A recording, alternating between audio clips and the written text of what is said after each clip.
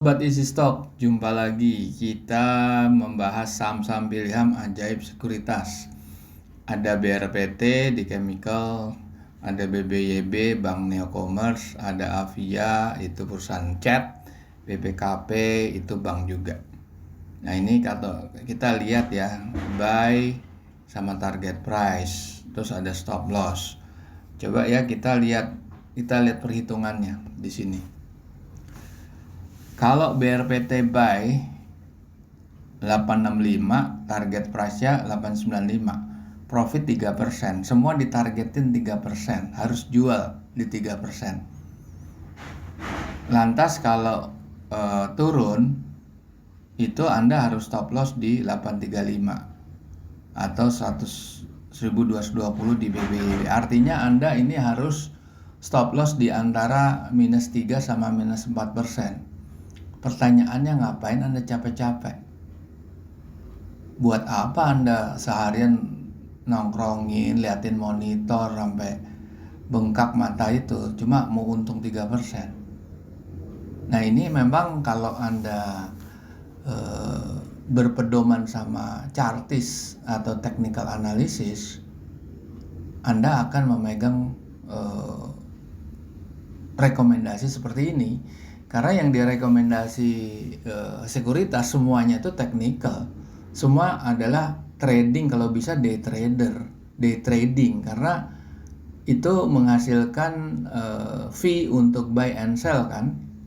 Nah disitulah kalau nggak salah buy and sell-nya berapa itu? 0,3% kan setiap transaksi.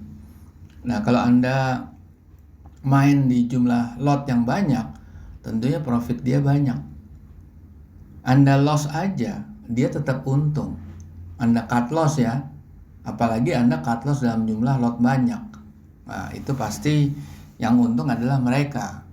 Nah, di sini saya, karena kita atau kami alirannya analisa fundamental, saya ingin memperkenalkan analisa fundamentalnya Benjamin Graham melalui aplikasi Easy Stock. Jadi Benjamin Graham itu kita memakai bukunya pegangannya Warren Buffett, yaitu Security Analysis sama Intelligent Investor. Nah, dua buku ini kita rangkum menjadi aplikasi Easy Stock yang bisa Anda akses melalui Google Play Store. Nah, Anda ketik Easy Stock di situ. Nah, Anda bisa review semuanya. Oke, terus Anda download dan Anda open.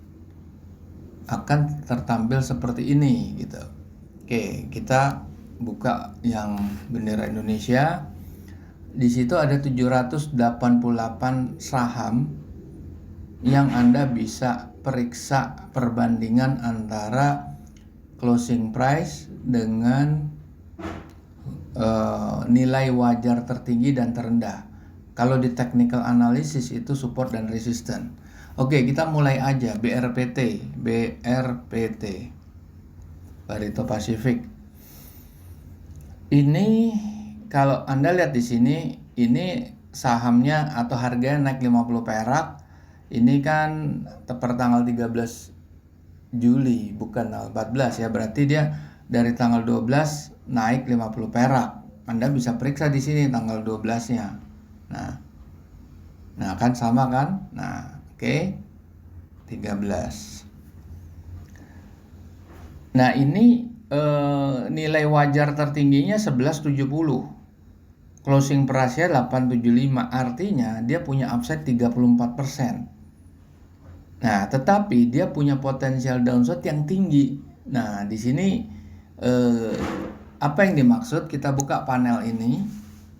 Nah, ini laporan keuangan Q4 ya. Kita belum update Q1-nya. Dia punya growth-nya lumayan tinggi tuh 7%. Dan ini kenapa di sini minus? Kenapa gap-nya tinggi banget? Yang nilai wajar tertingginya 1170, nilai wajar nilai wajar terendahnya malahan negatif. Anda periksa di sini net current asset 47,3 triliun. Kalau dia nutup utang jangka panjang, tentunya masih ada surplus surplusnya itu adalah 31 atau 30 triliun.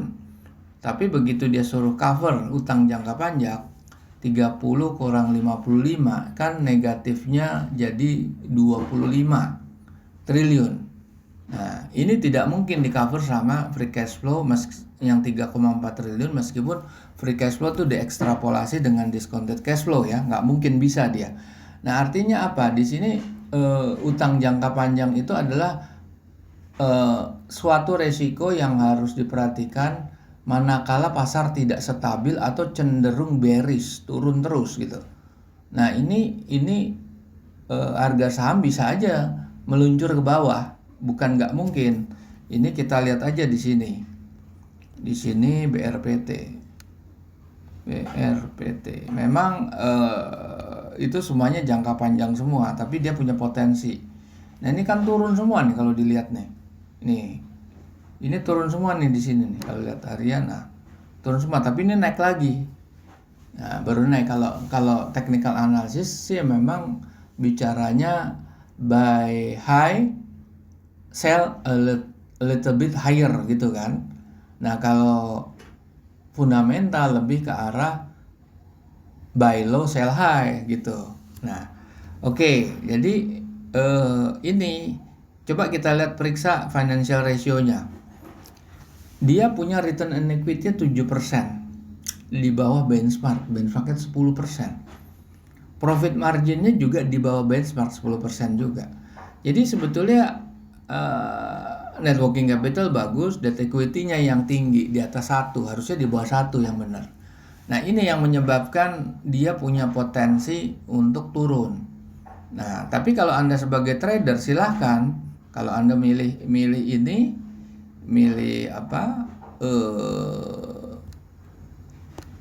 seperti ini ya oke gitu. Nah, tapi apakah nggak ada saham-saham lain yang lebih bagus dari ini? Tentunya banyak gitu. Oke, kita lihat lagi BBYB ya. Ini bank digital nih, Bank X Asabri. Nggak bisa dianalisa. Kenapa? Kita buka BBYB. Laporan udah Q1 2022. Net current assetnya 9,7 triliun ya. Dia nutup utang jangka pendek aja nggak bisa. Dia ada deficit working capital. Apalagi suruh, nggak ada. Dia nggak punya utang jangka panjangnya, nggak ada karena digabung di sini semua.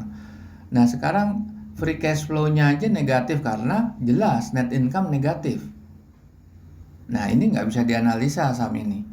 Oke, BBYB kita lihat lagi, Avia atau BBKP dulu lah, Bank Bukopin.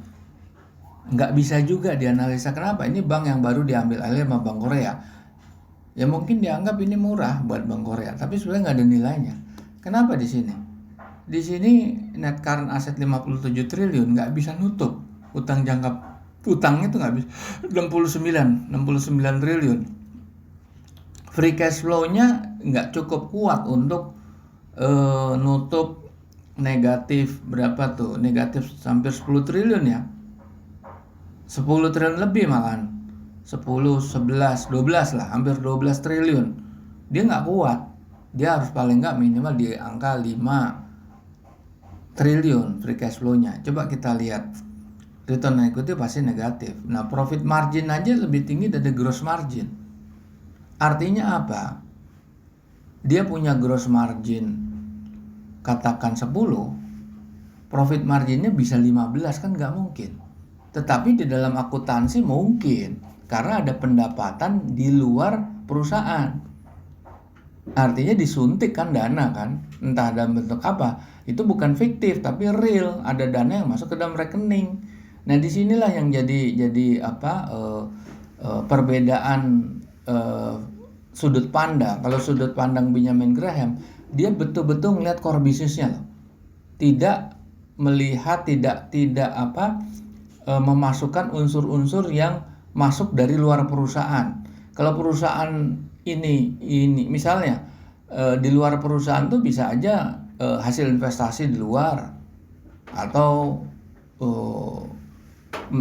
yang non recurring seperti jual tanah, jual pabrik, jual armada fleet itu nggak bisa. Oke, kita lihat lagi Avia. Avia.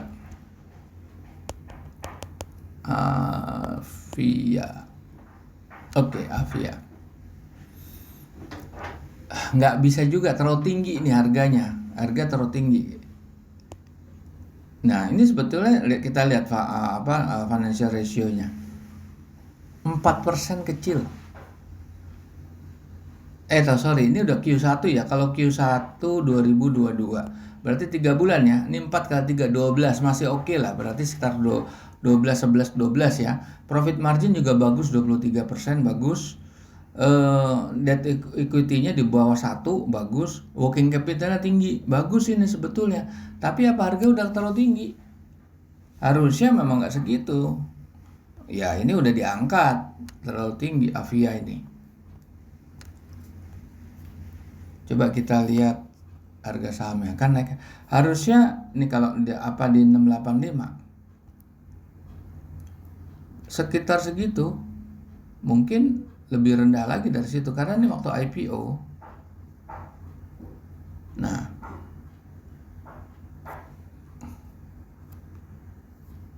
$685 sih terendah ya. Ya artinya dia kan waktu IPO tahun berapa ya ini kalau nggak salah, tahun ini juga ya kalau nggak salah ya. Coba IPO-nya tahun ini juga, awal tahun atau 2021 akhir lah. Waktu itu harganya sudah premium, makanya kan nilai atau setelah masuk laporan keuangan berikutnya itu menurun kinerja, bukan naik.